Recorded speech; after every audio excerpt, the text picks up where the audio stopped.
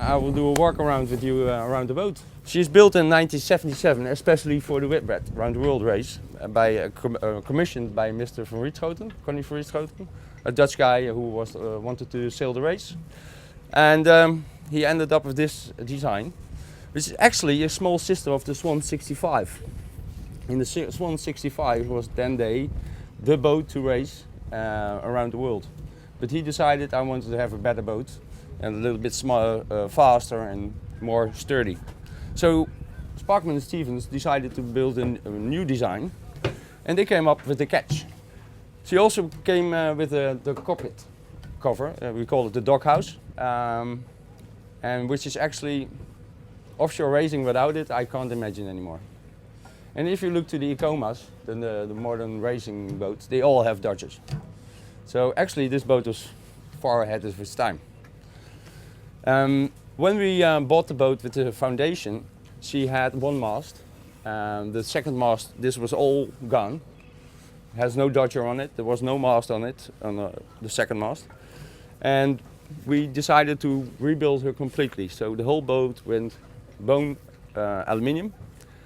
And we took the old drawings and went start rebuilding the boat like it was before. As we are now in the middle cockpit, it's also more like renowned like the sailor's cockpit, because all the action is happening here. We have the big primaries, the 90s, loomers, 3 speeds. Actually our smallest winch is over there as well, it's a 55. And all the work has been done here. We have renewed the coffee grinders. They went all apart, fixing all the details, and they're still original. And we try to keep it because you can't buy them anymore. So here we have the middle cockpit. Here we do all the sail handling. If we look up front, we use the front ones for the spinnakers and the aft ones for the sail trimmings. Mainly it's the main sail on that side and the 4 front sails on this side, but we can switch whatever we like. So we have 24 winches on board, and when we're sailing downwind we have 1 winch not in use. Traditionally this was a sliding roof because it went in here, but I don't like sliding hatches because they're always leaking. So I've decided to let them build a custom hatch by Rondel, which is working perfect and nice to see and sturdy. When we go forward, you can see we have still we have a furler. Yeah, we're a racing boat with a furler, which is for now okay. But I have to see funding for Genoa 1 and Genoa 2 and Genoa 3, then I'm more than happy. When you look at the old mast, it's twice as big. We decided to build our own mast. So we took a standard profile and rebuilt it for flyer and make the complete new mast for it. And when we are setting our front spinnaker sails and the blooper, some people don't know what the blooper is. The blooper is the sail next to the spinnaker. When we are setting the sails, we have 2 booms, as you can see. And normally, in the old days, we had double cars. So 2 cars are stacked. And what you do in mid-Atlantic and when the ocean sailing, when you want to jibe, you put 2 booms in, just to stabilize. And then you get rid of the other boom. Nowadays we just dip pole and all the new stuff. But that's why we have 2 poles. So it's quite high. We have 260 square meters on spinnaker, and the blooper, which goes beside it, is 160 square meters. So we have some sail up. Yeah.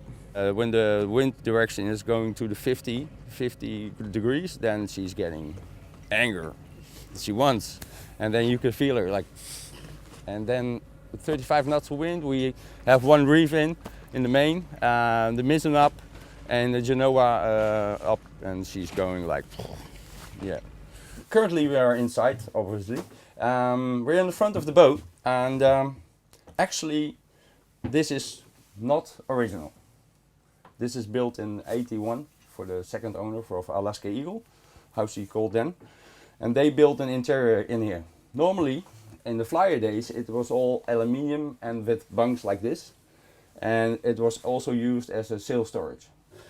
Nowadays we have only 10 sails on board. There might be some new additive with it. We currently have here the sail storage over here with a couple of spinnakers, stay sails, a blooper, storm sails. They're all up here. And during racing we use this area like storage. We have our tools box here. All the rescue stuff is here over here. You can see that on the sign as well. On the other side of the mast, it's all original. As one of the things that Mr. van Riestchoten wanted is that everybody had the opportunity to have a good sleep. So we have 2 cabins, left and right, with 2 beds in it. So it's perfectly for one watch. So we do hot bunking. So you have always a warm bed. So that's a functional thingy. Actually, I never slept in it, but the guests, the people who are sleeping in it, are telling me that it's really quiet, and when you shut the door, you're out of the sailing thing and have a good rest. On here, you can still see some marks. In the old days, there was a frame that could come down, and you could put a sewing machine inside. So you could sew all the sails. And that's why you have this immense length to put your sails on. So actually it's a functional yacht. We have some special features like this. You can put it on there, so your plate is always straight. So small little things, little details that we have. We have a fridge and a freezer, each 400 liters. So for this trip we had a chef cook make us dinner, and he makes it like a pre-cooked bags, so we only have to heat it, and then we're off. So this is the freezer, this is the cooling, and then we have the custom stove, which is actually still original.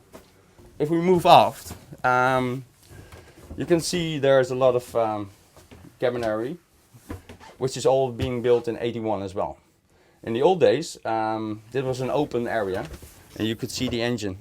It's actually engine number 8 that's in here. So it's a pretty new engine. Then if we go off, we go into the command zone. This is the watch leader's cabin. They're sleeping here. They have their own bed. And the reason why the watch leaders are here, because they can go out quickly to help and assist with any maneuver possible. And when you go out there, you go into the cockpit. And then we come into the navigational room, the skipper's room. It's not tied up, sorry for that. And my bed is over there in the back. So I have always contact with the boat, and from my bed I can feel what kind of maneuvers we're doing, how the boat is heeling, what kind of speed we're doing. I don't need meters for that, I can tell you. If we're here in the control room, the navigation room, which is the heart of the boat, and we use also a modern technology. We have our laptop with Expedition, and we're doing that as well. But mostly last race we did by the charge and more the traditional way. Yeah.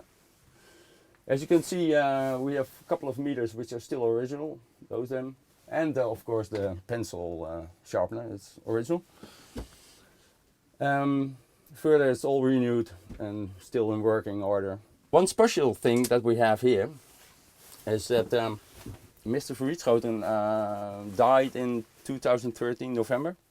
And the family asked us to scatter his ashes off the North Sea. So we did.